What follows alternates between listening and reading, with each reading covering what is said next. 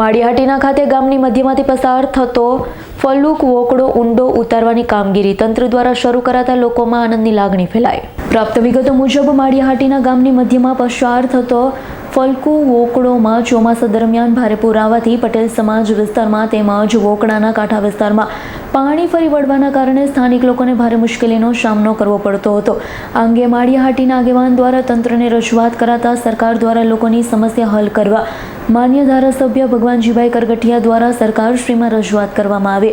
તેના અનુસંધાને આજરોજ ફલકુ વોકડો ઊંડો ઉતરવાની કામગીરી 19.41 લાખના ખર્ચે શરૂ કરવામાં આવતા અત્રે ઉપસ્થિત માન્ય ધારાસભ્ય ભગવાનજીભાઈ, રાજકીય અગ્રણીય લક્ષ્મણભાઈ યાદવ, માળિયા સરપંચ જીતુભાઈ સિસોદિયા, ઠાકરશીભાઈ જાવિયા, હમીરસિંહભાઈ સિસોદિયા તેમજ તમામ સમાજના આગેવાન ઉપસ્થિત રહ્યા।